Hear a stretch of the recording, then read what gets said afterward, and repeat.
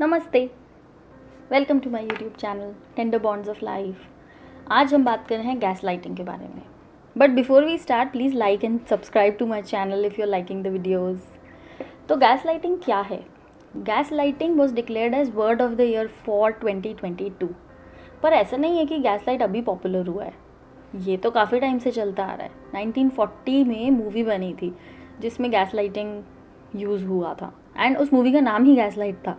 उसमें ये हुआ था कि जो हस्बैंड था वो अपनी वाइफ को गैस लाइट करता रहता था सो दैट उस वाइफ की प्रॉपर्टी उस हस्बैंड को मिल जाए। उसमें इमोशनल, फिजिकल, वर्बल, साइकोलॉजिकल हर टाइप का अब्यूज़ होता था। बट आज क्यों ये पॉपुलर हो रहा है? ऐसा क्या है कि अब गैस लाइटिंग बड़ा पॉपुलर हो रहा है? Gas lighting is emotional abuse, psychological abuse, and usually we all do it. माने या ना माने, सब करते हैं। पर प्रॉब्लम तब होती है जब ये इंटेंशनल हो जाता है। When you intentionally want to abuse someone, आप उसको इमोशनली अब्यूज़ करना चाहते हैं। काफ़ी सिचुएशंस हैं जिसमें गैस लाइटिंग को डिफ़ाइन किया जा सकता है, पर मैंने सोचा 3 सिचुएशंस लेते हैं। फर्स्ट सिचुएशन, जब आप ऑफिस में एक प्रोजेक्ट के ऊपर बहुत मेहनत कर रहे हैं, काफ़ी मेहनत करी आपने, और आप ही का एक कलीग है जो रोज़ बस आके 5 मिनट बैठता है, देख लेता है क्या क्या हो रहा है और चले जाता है। Now when the presentation day comes, आप अपना प्रेजेंटेशन जब दे रहे होते हैं तो आपके हर पॉइंट के बाद में वो एक समरी पॉइंट देता है, ट्रीटिंग एज इफ़ कि ये उसने किया है, ये काम उसका है, या फिर he is on a higher level than you, he understands the project in a better way. Okay, presentation ख़त्म हो गई। Now when you talk to your friend, यार तू ऐसे क्यों कर रहा था, तूने तो ज़्यादा काम भी नहीं किया है प्रोजेक्ट पे, सारी मेहनत तो मैंने करी थी, तुम ऐसे क्यों कर रहे थे? And what he says in return, यार मैं तो तेरी हेल्प कर रहा था, क्या बात कर रहा है यार, तू तो बड़ा सेंसिटिव है यार दोस्त, ऐसे कैसे? मैं तो सिर्फ तेरी हेल्प कर रहा था, तेरे को पता है तू कितना टेंस्ड था, पसीने छूट रहे थे तेरे कॉन्फ्रेंस रूम में, I was just trying to help you, man you so mean, and he goes off. तो आपको क्या लगेगा? आप खुद सेल्फ डाउट करोगे कि यार कहीं मैं तो गलत नहीं सोच रहा हूँ, ये एक्चुअली में शायद मेरी हेल्प ही कर रहा था। Situation number 2, husband and wife.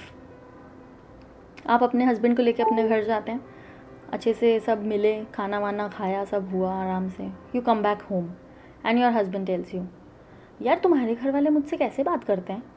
And you like, कैसे बात करते हैं? उन्होंने तो अच्छे से ही बात करी, everything was so well, you were also so happy. And he says, तुमने देखा नहीं तुम्हारा भाई मुझसे कैसे बात कर रहा था, और तुम्हारी भाभी मुझसे क्या मजाकी टोन में बात कर रही थी? एंड यू लाइक, नहीं ऐसा तो कुछ भी नहीं था, और जहाँ तक मैं आपको दिख रही थी आप तो इन्जॉय ही कर रहे थे, क्या प्रॉब्लम हो गई बताओ? एंड योर हस्बैंड लाइक, तुमको तो अब तुम अपने घर चली जाती हो ना, तुम्हें तो कुछ दिखता ही नहीं है, तुम तो वहाँ जाके एकदम अंधी हो जाती हो, छोड़ो यार, मुझे तुमसे बात नहीं करनी। And even if you try to ask him, he will not share कि क्या हुआ था। एंड फिर क्या होता है, आप ही जा के सॉरी बोलते रहते हैं अपने हस्बैंड से। अच्छा ठीक है ना, सॉरी, क्या हो गया, मुझे तो पता नहीं है ना क्या हुआ था, अच्छा ठीक है कोई बात नहीं, अगली बार से देख लेंगे। तो आपका हस्बैंड बोला, अगली बार से मैं नहीं जाऊँगा, तुम चली जाना, जाना है तो। And you will be like, अच्छा ठीक है अगली बार जाएंगे तब सोचेंगे, अभी तो सॉरी ना बाबा। सिचुएशन नंबर 3, आपने अपने दोस्तों के साथ मिलके प्लान करा ट्रिप पे जाने का, 4 दोस्तों ने, बट लास्ट मोमेंट पे आपका एक दोस्त बैकआउट कर गया। Now when you call that friend, आप पूछोगे, यार क्या हो गया, तू बैकआउट कर गया यार, हमारा तो बजट सारा गड़बड़ हो गया, 4 लोगों का था बजट। तो आपका दोस्त बोलेगा, यार तेरा तो ठीक है पर वो दोनों नहीं चाहते मैं भी तेरे साथ चलूँ। तो आप बोलेंगे, नहीं यार ऐसा क्यों लग रहा है तेरे को, हमने 4 लोगों ने जाने का प्लान किया था, पूरा आइटिनरी वैसे डिसाइड हुआ है, 4 लोगों के अंदर बजट डिसाइड हो रहा है, अब हम 3 लोगों में कैसे डिवाइड करें पूरा? फ्रेंड आप ही को इमोशनल कर रहा है ऐसे बोल के कि यार वो लोग नहीं चाहते, तेरे को पता नहीं है यार, वो दोनों मुझे एकदम अवॉइड करते हैं, वो लोग मुझको इसलिए लेके जा रहे हैं ताकि उनको बिल के पैसे कम देने पड़ें या उनका बजट कम हो जाए, तुझे नहीं पता यार। एंड देन आप सोच रहे हैं कि यार बेचारा मेरा फ्रेंड, अब मैं क्या करूँ, मैं इसको लेके चलूँ कि मैं इसको लेके नहीं चलूँ, मैं इसको लेके जाऊँगा और वहाँ पे उन दोनों ने प्रॉब्लम कर दी तो फिर मैं तो बीच का बंदर बन जाऊँगा, ना मैं इसके पास जा सकता हूँ ना मैं उसके पास जा सकता हूँ, और आप अपने टेंशन में जी रहे हैं कि क्या करें क्या ना करें। ये तीनों ही सिचुएशन गैस लाइटिंग के हैं, और गैस लाइट सब भी करते हैं मोस्टली। लेकिन जब ये इंटेंशनल होती है तब ये गलत हो जाती है। गैस लाइटिंग एक और वे से होती है, जो मैं आपको एक और एग्जाम्पल से बताती हूँ। लेट्स से कि आपका स्टॉक मार्केट में पैसा डूब गया और आप ही का एक और फ्रेंड है, उसका भी डूब गया, और आप दोनों मिलके रो रहे हैं। तीसरा बंदा आता है, दोनों से पूछता है किसका कितना डूबा है। लेट्स से कि आपके दोस्त का ज़्यादा डूब गया। तो वो जो तीसरा फ्रेंड आया वो आपसे क्या बोलेगा, अरे पागल तू कहाँ दुखी हो रहा है यार, देख उसका तो तेरे से ज़्यादा डूबा है, तेरे को तो खुश होना चाहिए, इतना तो नहीं डूबा तेरा, कम से कम थोड़ा देख, माता रानी की कृपा है तेरे ऊपर, तेरा तो कम पैसा डूबा है, पागल खुश हो जा, पार्टी दे चल मुझे। और आपका जो इमोशनल स्टेट था वो उन्होंने पूरा साफ़ कर दिया। आप तो बड़े खुश हो गए, अरे वाह यार, इसका तो मेरे से ज़्यादा डूबा है, मेरे को तो भगवान ने बचा लिया। लेकिन पैसा तो आपका भी डूबा है, दुखी तो आप भी थे। तो ये जो पॉजिटिव टॉक्सिसिटी होती है, ये भी गैस लाइटिंग का एक वे होता है, जिसमें कि आपके इमोशंस को एक पॉजिटिव लेयर चढ़ा दी जाती है। कितनी ही न्यू मदर्स होती हैं, प्रेग्नेंट लेडीज़ होती हैं जो दुखी होती हैं, लेकिन घर वाले बोलते हैं अरे बेटा हमारे ज़माने में तो ऐसा होता था, तुम्हारे ज़माने में तो सब कुछ बहुत अच्छा है, तो हाँ तो दुखी हो रही है, तेरे को तो खुश रहना चाहिए। या फिर अगर नई मदर डिप्रेशन में है, रो रही है, रात को सो नहीं पा रही है, तो मदर्स विल लाइक हमने तो बच्चे ऐसे ही पैदा कर दिए, तुम क्या इतनी छोटी छोटी बातों पे रोती रहती हो यार, बहुत सेंसिटिव है आजकल की लड़कियाँ। ये सब कुछ गैस लाइटिंग होती है, बिकॉज वहाँ पे वो एक पॉजिटिव लेयर चढ़ा दे रही हैं आपके इमोशंस को कर्ब करने के लिए। So this is also a part of gas lighting. Also there is one misconception कि नार्सिसिस्टिक लोग ही गैस लाइटिंग करते हैं, पर ऐसा नहीं है। गैस लाइटिंग हर कोई कर सकता है। द थिंग इज़ नार्सिसिस्टिक जो लोग होते हैं वो, उनका डेफिनेशन ही मैनिपुलेटर्स के जैसा होता है। तो बिकॉज समबडी इज़ मैनिपुलेटिंग, तो ऑब्वियसली वो गैस लाइट कर ही रहा है। It's a controlling tactic basically, जिसमें कि जो गैस लाइटर है वो सामने वाले को कंट्रोल करना चाहता है, उसके इमोशनल आउटबर्स्ट्स को कंट्रोल कर लेना चाहता है, सो दैट कि वो जैसा चाहता है वो वैसा ही करे। So how should you manage somebody who is gas lighting you?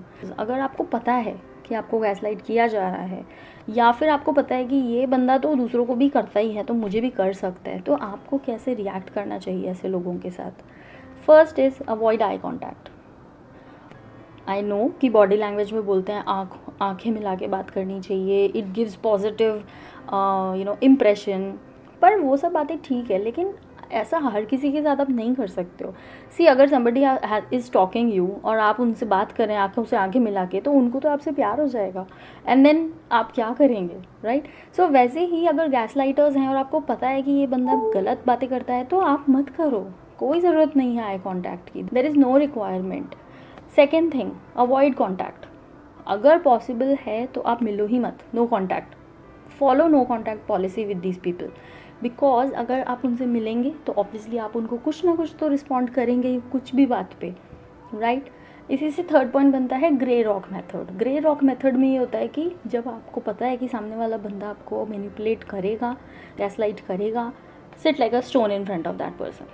आप बैठे रहिए, ना रिस्पॉन्ड करिए, ना रिएक्ट करिए, आई कॉन्टैक्ट मत करिए, ऊपर नीचे भी मत देखिए, just be like a furniture in their house और इन देयर विसिनिटी, कि आप हो आप नहीं हो उसका किसी को पता नहीं चल रहा है, लाइक दैट। एंड फोर्थ, अगर कुछ भी नहीं पॉसिबल है तो agree, but don't give any explanation.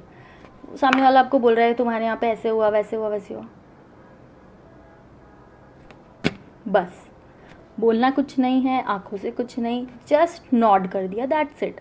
या तो आप फिर साइलेंट रहिए, साइलेंट रहेंगे तो उससे वो और ज़्यादा अग्रेसिव होंगे। सो इट्स बेटर कि आप अग्री करिए, नॉड कर दीजिए and just stay silent, don't say anything.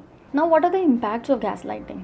सी, अगर कोई आपको गैस लाइट कर रहा है तो आपको पता है कि कैसा लगता है, लेकिन समटाइम्स व्हाट हैपेंस इज आप किसी को गैस लाइट कर रहे होते हैं and you don't realise it that you are gas lighting someone. उसका क्या इम्पैक्ट पड़ रहा है?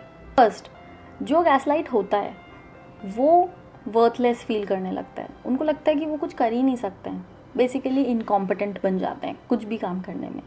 कॉन्स्टेंटली सॉरी बोलने लगते हैं, उनको लगता है मैं सॉरी बोल दूंगा बात ख़त्म हो जाएगी। वो कॉन्स्टेंटली गिल्ट ट्रिप पे रहते हैं, हर चीज़ में अपनी ही गलती मानने लगते हैं, उनका सेल्फ रिस्पेक्ट एकदम ख़त्म हो जाता है। और अगर लॉन्ग टर्म इफेक्ट की बात की जाए तो एंजाइटी हो जाती है, डिप्रेशन हो जाता है, उनको इंसोम्निया हो सकता है, उनको डाइजेस्टिव इश्यूज़ हो सकते हैं, because they can't sleep well. तो अब वो सो नहीं पाते हैं, तो ना सोने की वजह से तो आपको पता ही है कितने हेल्थ प्रॉब्लम्स हो सकते हैं। Stay alert, and save yourself from these people. So be positive, stay happy and अपने आप को gaslighters से बचा के रखिए. Thank you.